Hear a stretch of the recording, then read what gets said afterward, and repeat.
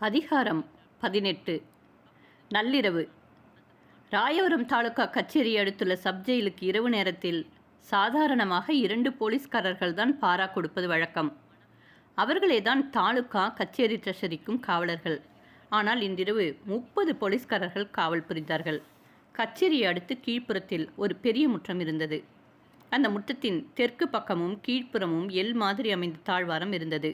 தாழ்வாரத்தையொட்டி தெற்கே 3 அறைகளும் கிழக்கே 3 அறைகளும் இருந்தன. சர்க்கார் கட்டடங்களுக்கு என்று ஏற்பட்ட ஒரு விதமான வாசனை கமகமவென்று அங்கே வந்து கொண்டிருந்தது. அதில் தார் வாசனையும் பினைல் வாசனையும் அதிகம் இருந்தனவாயினும் மற்றும் எத்தனையோ தினுசான வாசனைகளும் கலந்து வந்து கொண்டுதான் இருந்தது. சப்ஜெயிலில் கீழ்ப்புறத்தறைகளில் ஒன்றில் முத்தையன் அடைக்கப்பட்டிருந்தான். அவனை அங்கே கொண்டு வந்து சேர்த்ததும் சர்க்கார் ஆஸ்பத்திரியின் பெரிய டாக்டர் தமது கம்பவுண்டருடன் வந்து அவனுடைய காயங்களை எல்லாம் நன்றாக கட்டிவிட்டு போனார். முத்தையன் எப்படியாவது பிழைக்க வேண்டும், அவன் மேல் கேஸ் நடத்தி தண்டனைக்குள்ளாக்க வேண்டும் என்ற அவள் போலீஸ் மேலதிகாரிகளுக்கு ரொம்பவும் தீவிரமாக இருந்தது. ஆனால் டாக்டர் அவர்களுக்கு இவ்விஷயத்தில் அதிக நம்பிக்கை கொடுக்கவில்லை. நான் செய்ய வேண்டியதை செய்கிறேன், பிழைத்தால் போலீசாரின் அதிர்ஷ்டம்தான் என்று சொல்லிவிட்டார். டாக்டர் திரும்பி போகும் தருவாயில் சர்வோத்தம சாஸ்திரி அவரை ஒரு கேள்வி கேட்டார். இனிமேல் ஒரு தடவையாவது பிரங்கை வருமா, வரவே வராதா என்று. ஓ, பிரங்கை வரும். இன்று நடுநிசை சுமாருக்கே பிரங்கை வந்தாலும் வரும். ஆனால் அவனிடம் யாரும் அதிகம் பேச்சு கொடுக்கக்கூடாது என்றார் டாக்டர். சப்ஜெயிலில் தென்புறத்து தாழ்வாரத்தையொட்டி இருந்த அறைகளில் ஒன்றில் குறவன் சொக்கன் அடைக்கப்பட்டிருந்தான். அவனுடன் பேசிக்கொண்டிருந்தார் சர்வோத்தம சாஸ்திரி. அன்றிரவு சாஸ்திரி தூங்கவே இல்லை. இந்த கேஸில் ஆரம்ப முதல் சிரத்தை கொண்டவர் ஆதலாலும் கடைசியில் முத்தையனை பிடித்தவரும் அவரே ஆதலாலும் கைதிக்கு பக்கத்திலேயே இருக்கவும் அவனுக்கு ஸ்மரணை வரும்பொழுது அவசியமான விசாரணை செய்யவும் சாஸ்திரிக்கு அதிகாரம் கொடுக்கப்பட்டிருந்தது. முத்தையனுக்கு ஸ்மரணை வருவதற்குள்ளே குறவன் சொக்கனிடம் சில விஷயங்களை கேட்க வேண்டும் என்று அவர் விரும்பினார். குறவன் சொக்கன் முன்னமேயே பிடிபட்டு விட்டானாயினும் அவனை எவ்வளவோ பாடுபடுத்தியும் முத்தையனை பற்றி ஒரு வார்த்தை கூட சொல்ல மாட்டேன் என்று ஒரு பிடிவாதமாக இருந்தான். இதனால் அவன் பேரில் சாஸ்திரிக்கு ஒருவித மதிப்பு கூட ஏற்பட்டிருந்தது. இப்பொழுது முத்தையன் பிடிபட்டு விட்டபடியால் சொக்கன் தனக்கு தெரிந்ததை சொல்வான் என்று நினைத்து அவனை விசாரிக்க தொடங்கினார். அவர் நினைத்தது சரியாக இருந்தது. முத்தையன் படுகாயமடைந்து விட்டான் என்றும் அவன் பிழைப்பது துர்லபம் என்றும் அறிந்தபொழுது சொக்கன் கண்ணீர் விட்டு சிறு பிள்ளையைப் போல அழுதே விட்டான். அப்புறம் சாஸ்திரி கேட்ட கேள்விகளுக்கு தனக்கு தெரிந்த வரையில் பதில் சொன்னான். முதலில் திருப்பரம் கோவிலில் போலீஸ் லாக்கப்பில் முத்தையன் நடைபெற்ற அன்றிரவு நடந்ததையெல்லாம் சொக்கனுக்கு தவிர வேறு யாருக்கும் தெரியாதல்லவா? முத்தையனை தன்னுடன் தப்பித்து வரச் சொன்ன பொழுது முதலில் அவன் மறுத்ததையும், பிறகு காவல் புரிந்த போலீஸ் சேவகனிடம் அபிராமியை போய் பார்த்துவிட்டு வர அனுமதி கேட்டதையும், அதற்கு அந்த சேவகன் கூறிய துருமொழியையும், அதன் பிறகே தன்னுடைய யோசனைக்கு முத்தையன் இணங்கியதும் சொக்கன் சொன்னபொழுது சாஸ்திரிக்கே கண்ணீர் வந்துவிட்டது. ஐயோ, எப்படிப்பட்ட நல்ல பிள்ளை! நெடுகிலும் பிறருடைய குற்றங்களினாலும் இவன் இப்படிப்பட்ட துர்க்கதிக்குள்ளாக நேர்ந்தது. உலகத்திற்கு இந்த உண்மையெல்லாம் எங்கே தெரிய போகிறது? தெரிந்தால்தான் என்ன பிரயோஜனம்? உயிரற்ற இரக்கமற்ற சட்டம் இவனை மன்னிக்குமா என்று எண்ணி எண்ணி பெருமூச்சு விட்டார். நள்ளிரவு வழக்கம் போல பாராச்சேவகன் டங் டங் என்று 12 மணி அடித்தான். மணி அடித்து முடித்ததும் மறுபடியும் நிசப்தம் குடிகொண்டது. முத்தையன் தான் எங்கேயோ அதல பாதாளத்திலிருந்து மேலே மேலே மேலே வந்து கொண்டிருப்பதாக எண்ணினான். ஓஹோ, தூங்கியல்லவா போய்விட்டோம் என்று ஒரு கணம் நினைத்தான். இது என்ன மணிச்சத்தம் கேட்கிறது? கோவிலில் உச்சிவேளை பூசை நடக்கிறதாக்கும். ஆனால் ஏன் கல்யாணி இன்னும் வரவில்லை? முத்தையனுடைய கண்கள் திறந்து கொண்டன. சுற்றுமுற்றும் பார்த்து விழித்தன. ஓ, இது கொள்ளிடக்கரை இல்லை, பாழடைந்த கோவிலும் இல்லை. முதல் நாள் மத்தியானம் நடந்ததெல்லாம் ஒவ்வொன்றாக ஞாபகம் வந்தது. சரி சரி, இது ஜெயில். ஆஸ்பத்திரிகளில் அவன் பார்த்திருப்பது போன்ற கட்டிலொன்றில் அவன் கிடந்தான். கால் கட்டு கை கட்டு எல்லாம் அவிழ்த்தாகிவிட்டது. ஆனாலும் கால் கைகளை கொஞ்சம் கூட அசைக்க முடியவில்லை. அவ்வளவு பலகீனமாக இருந்தது. கொஞ்சம் கொஞ்சமாக உடம்பெல்லாம் வலி தெரிய ஆரம்பித்தது. சிறிது நேரத்திற்கெல்லாம் டக் டக் என்று யாரோ நடந்து வரும் சத்தம் கேட்டது. வேறு யாரும் இல்லை, சப் இன்ஸ்பெக்டர் சாஸ்திரி தான். கதவை திறந்து கொண்டு உள்ளே வந்தார். முத்தையன் எழுந்திருக்க முயன்றான். முடியவில்லை. அம்முயற்சியினால் உடம்பில் ஏற்பட்ட வலி முகத்திலும் பிரதிபலித்தது. சாஸ்திரி அவன் அருகில் சென்று கருணை ததும்பிய குரலில், முத்தையா, இனி தப்பிக்கலாம் என்ற ஆசையெல்லாம் விட்டுவிடு. உன் காலம் நெருங்கிவிட்டது. யாருக்காவது ஏதாவது சமாசாரம் தெரிவிக்க வேண்டுமென்றால் சொல்லு, அல்லது யாரையாவது பார்க்க வேண்டுமென்றாலும் சொல்லு. முடியுமானால் அவர்களை வரவழைக்கிறேன் என்றார். முத்தையன் சற்று நேரம் யோசனையில் ஆழ்ந்திருந்தான். அந்த மனுஷர் சொன்னது வாஸ்தவம்தான். தன்னுடைய அந்திம காலம் நெருங்கிவிட்டது. அதனால்தான் அவ்வளவு பலகீனமாக இருக்கிறது போலும். கல்யாணியை பார்க்க வேண்டும் என்று முத்தையன் முணுமுணுத்தான். யாரை என்று சாஸ்திரி வியப்புடன் கேட்டார். பூங்குளம் கல்யாணியை, திருச்சிற்றம்பலம் பிள்ளையின் மகளை என்றான். சாஸ்திரி சற்று தயங்கி, அபிராமியை பார்க்க விரும்பாவையா என்று நினைத்தேனே என்றார். முத்தையனுடைய முகத்திலும் கண்ணிலும் ஆர்வம் ததும்பிற்று. என்ன, அபிராமி என்றா சொன்னீர்கள்? ஆமாம். அபிராமியை உங்களுக்கு தெரியும்? எப்படி தெரியும்? திருப்பரம் கோவில் என்னுடைய வீட்டில்தானே அவள் சில நாள் தங்கியிருந்தாள்.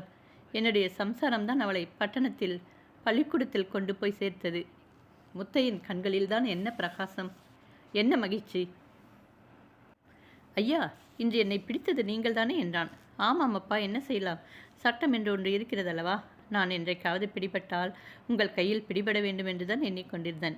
அந்த கீர்த்தி உங்களுக்குத்தான் வர வேண்டும் என்று ஆசைப்பட்டேன். பகவான் என்னுடைய மனோரதத்தை நிறைவேற்றினார். உங்களுக்கு நான் வேறு என்ன கைமாறு செய்ய முடியும் என்றான் முத்தையன். சாஸ்திரியின் கண்களில் அன்று மறுபடியும் ஒரு தடவை கண்ணீர் துளிர்த்தது. தம்பி, நீ அதிகம் பேசக்கூடாது. அபிராமிக்கு வேண்டுமானால் தந்தியடிக்கிறேன். அவள் வரும் வரையில் நீ உயிரோடு இருந்தால் அதிர்ஷ்டம்தான் என்றார். சரி, அப்படியே செய்யுங்கள். ஆனால் நான் கல்யாணியை பார்க்க வேண்டும் என்றுதான் சொன்னேன். எனக்கு ஸ்மரணை இருக்கும் பொழுது அவளை நான் பார்ப்பேனா என்றான் முத்தையன். ஆகட்டும், அவளையும் தெரிவிக்கிறேன். நீ அமைதியாக இரு என்று சொல்லிவிட்டு சாஸ்திரி வெளியே சென்றார். பாரக்காரன் கதவை பூட்டினான். முத்தையன் மறுபடியும் கண்களை மூடிக்கொண்டான். தலையை சுற்றுவது போல இருந்தது. மயக்கமாக வந்தது. அந்த அரை மயக்கத்தில் அவன் காதில் பின்வரும் பேச்சு விழுந்தது. சங்கதி என்னவென்று தெரியாத அவனுக்கு பூங்குளத்தில் இவனுக்கு ஆசை நாயகி ஒருத்தி இருந்தாளாம். அவள்தான் இவனை காட்டி கொடுத்து விட்டாளாம். சாஸ்திரியார் அதை மறைச்சு தானே திருடனை கண்டுபிடித்து விட்டது போல ஆர்ப்பாட்டம் பண்ணுகிறாராம்.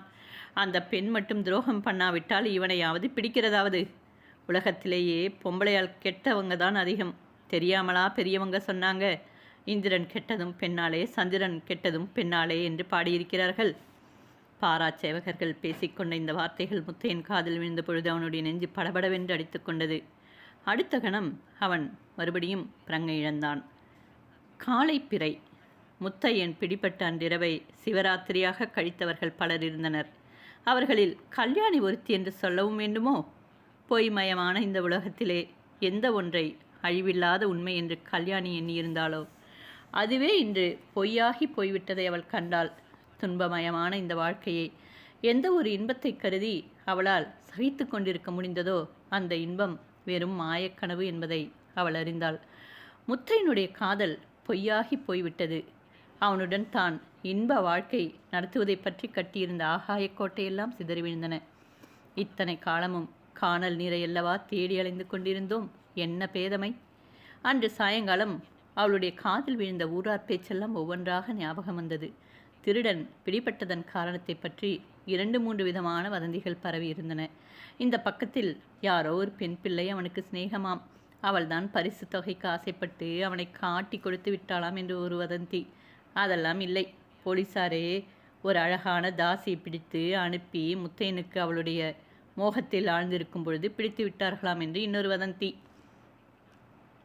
படுகை காட்டில் ஆடு மேய்த்து கொண்டிருந்த இடைப்பையன் ஒருவன் காட்டு வழியாக ஒரு பெண் பிள்ளை, ரொம்ப அழகான பெண் பிள்ளை போனதை பார்த்ததாக சொன்னதின் பேரில் இம்மாதிரி வதந்திகள் எல்லாம் கிளம்பியிருந்தன.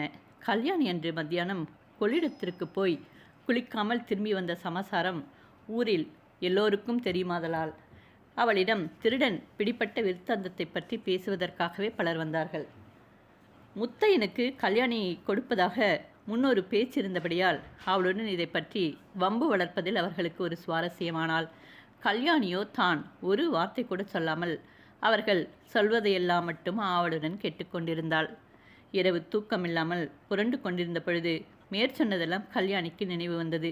வதந்திகளுக்கும் உண்மைகளுக்கும் எவ்வளவு நெருங்கிய சம்பந்தம் என்பதை எண்ணி அவள் திகிலடைந்தாள். கோர்ட்டு விசாரணையின் பொழுது ஒருவேளை தன்னுடைய ரகசியம் வெளியாகிவிடுமா?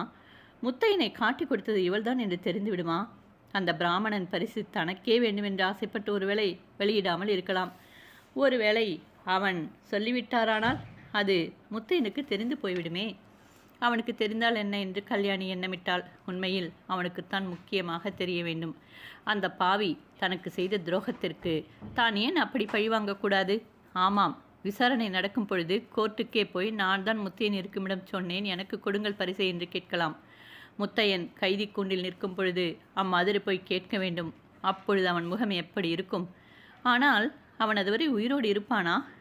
இப்பொழுதுதான் அவன் உயிரோடு இருக்கிறானோ என்னவோ. என்னதான் அவன் துரோகம் செய்தாலும் நானா அவனுக்கு யமனாக முடிய வேண்டும்? என் வாக்கினிலேயா அவனுக்கு இந்த கதி நேர வேண்டும்? சுவாமி, முத்தையன் பிழைப்பானா? அவன் சாகக்கூடாது. அவன் விசாரணை செய்து 8 வருஷம் அல்லது 10 வருஷம் ஜெயிலில் போட வேண்டும். நாம் ஜெயிலுக்குள்ளே போய் அவனை பார்த்து, முத்தையா, நீ எனக்கு துரோகம் பண்ணினாய், அதற்கு நான் பழிக்கு பழி வாங்கினேன், ஆனாலும் இந்த பாவியின் மனதிலிருந்து உன்னுடைய ஞாபகம் போக மாட்டேன்கிறதே என்று சொல்ல வேண்டும். இப்படி எண்ணிய கல்யாணி தனக்குத்தானே சிரித்தாள். அவளுடைய சிரிப்பின் ஒளி அவளுக்கே பயங்கரத்தை அளித்தது. என்ன அசட்டு எண்ணங்கள்!